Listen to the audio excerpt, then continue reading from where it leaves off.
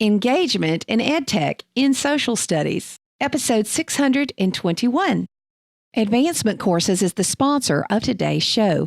Stay tuned for how to save 20% on awesome online professional development for K-12 teachers. The 10-Minute Teacher Podcast with Vicki Davis. Every weekday, you'll learn powerful, practical ways to be a more remarkable teacher today. Today we're talking with Dustin Harnish. He's a 7th grade social studies teacher in Michigan, been teaching 13 years and using all kinds of really cool technologies. But Dustin, you're passionate about engaging your kids as well as social emotional learning. Now, most teachers don't use all this technology in social studies. How do you use it?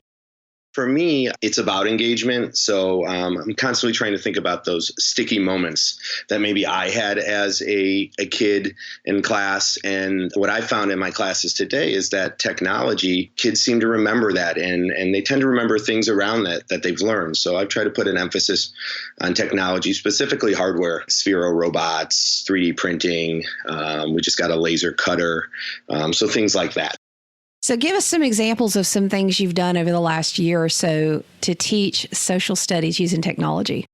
We create chariots, these robots called the Spheros. And basically it's a sphere that kids control via Bluetooth. And they use popsicle sticks, straws, shish kebab skewers, and they make a scaled down version with which these robots will actually pull around. So we had kids scale down the Circus Maximus. So we had a little cross collaboration. Our math teacher came over because the kids learned scale in 7th grade. And they scaled down the Roman chariot stadium, the Circus Maximus. And then we built a version of that stadium and the kids tested their designs. And what I really love about it, it kind of levels the playing field. So a lot of students who might be really good at the game of school where they're really good at numeracy or literacy. But when you put them in this kind of position of creativity, they don't exactly, they're challenged, I guess is the word I should say. And then I have other students who, they can't maybe write a 5-paragraph essay on documents, but man, they can really design a chariot. They're prototyping, they're collaborating, they're being very creative. So when I see that, I feel like, oh, we're on the right path here. And how do I get more of that is always the question.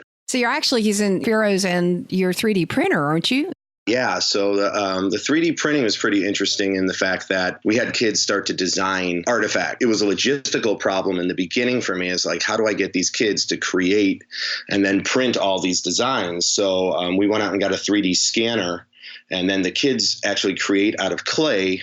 They scan their creation, and then they use the software to digitally slice it up and then input it into the machine and create 3D copies. So by the end of the school year, all my students know the technology and how to do it. I'm always trying to project next year, 5 years, 10 years, 15 years down in their life. And these technologies, specifically 3D printing, I think is something that's going to continue to be in their life.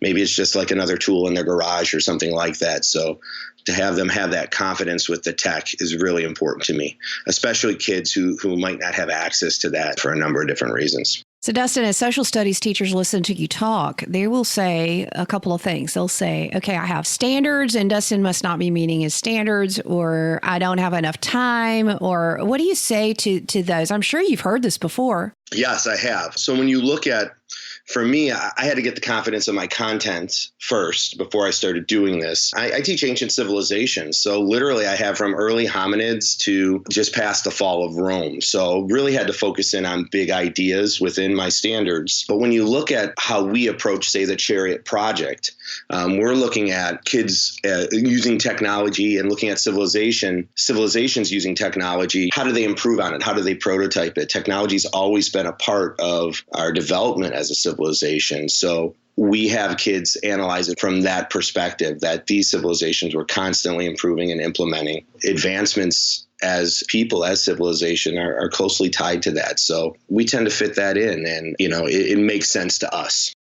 Tell me about the day or the moment when you did one of these types of projects in your social studies class and you realized, this is how I need to be teaching. There was a student, it was hard to get anything from her, anything at all. We introduced the project. She picked a teammate. She started to be motivated. She couldn't let her teammate down. So there's certain things that they have to meet, certain requirements, research requirements leading up to the chariot, contracts that they have to fill out, collaborative group contracts, just an overall plan, and then reflection, a daily reflection. And I started to get things from her. They designed a magnificent chariot, and she was at the lead. And I have competitions. So all my classes compete against each other for points. One of the competitions was the best designed chariot, and her chariot ended up winning. You could tell on her face that was a game changer for her. And I had to remind her that, look, not all things can be measured by a test or by scores, that you had a real victory here today because you didn't give up. You were engaged in this, and now we need to get more of that. So that was the eye opener for me. That's a kid who I might not get anything from, but now I got a lot from. Wow. And that whole diversity of assessment and diversity of experience, I think that's something that teachers should be measured on in addition to people thinking that you're completing a standard. It's hard to pin down, right? But you kind of know it when you see it with the kids. I know when there's, maybe just through my experience, that something good is happening here, and you're seeing them put in the work and you're seeing them have the rewards that, again, just might not easily be tied to a standard, but we can find something in there. So, Dustin, what's a mistake that you made with implementing educational technology in your social studies class that you don't want other teachers to make? We live in this kind of microcosm of if it's not done in a year, it just doesn't work. So be patient with yourself, go slow. It doesn't have to be perfect the first time. You can continue to work on it and modify it and make it more efficient for you, for the kids. If you're willing to be open with that, you're going to end up with good results. It's just going to take time. When you don't get the results you want, what does your internal self-talk sound like to yourself? I want you to talk about your mirror. Yeah, I'm constantly reflecting. I have a little bit of a drive from where I live to work. So I do a lot of reflection on why it didn't work. Was it a systematic thing? Was it just the kids just didn't get it? Was it technology didn't work the way we wanted it to? I'm constantly reflecting. You mentioned the mirror. So yeah, what I did is I got some chalkboard markers.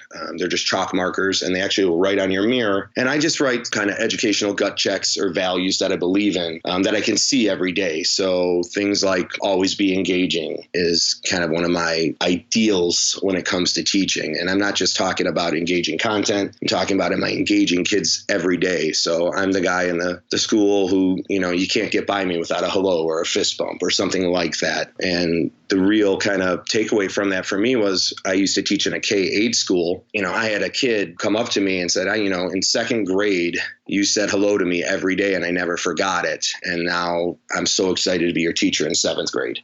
Those type of things that may seem just little insignificant things really do matter to kids. On my mirror, I have a lot of things written. Another one is, has every kid heard something positive from me? And that's something I'm constantly trying to ask myself. So I really like doing kind of the 5-minute checkout or the after class checkout, where I just pull a kid off to the side and I give them an affirmation. And for me, an affirmation is more than just good job. When you put the effort into something, it shows you care, keep doing good work, things are paying off for you. You have to give them some reason behind it. And I think those things, those little check-ins are really, really powerful in motivating kids. And then at the end of the year, I do something called final affirmations, in which I, stand up in front of the class, the last day of school, and I tell every kid something good about themselves, something I see, something I've witnessed. And it's really powerful for them because they need to hear it. Because we all know we have those kids that we might not have that close of a connection to, but we see great things and we just have to communicate it. So there's just a couple things. And that stems from the mirror, and just like reflecting on how am I there for my kids and what do my kids think that I think about them? Well, educators, we've learned a lot. These are some fantastic ideas, Dustin. And it's not just about Edtech. It's about being engaged with your students. It's about knowing who you are and who you want to be. My friend Angela Myers always says you got to create your to-be list before you create your to-do list. And reflecting on who you are, how am I going to reach these kids? And educators, I also can't say enough about having a diversity of experience and assessment. If every assessment is a test and a quiz, if every experience is a lecture and note-taking, then I promise you something's missing. It just is. And we've got to do more to reach this generation and create these experiences and this engagement and these relationships. Thanks, Dustin. Plan your professional development now with advancement courses. You can choose from over 240 online graduate level PD courses in 19 subject areas. They are self-paced and you have up to 6 months to complete them. Go to advancementcourses.com/coolcat and save 20% now off each course by using the code COOL20. That's just $120 per graduate credit hour or $160 for 50 clock hours. You can also receive graduate credit through CAEP and regionally accredited university partners for continuing education requirements. Thanks Advancement Courses for sponsoring today's show. Never stop learning.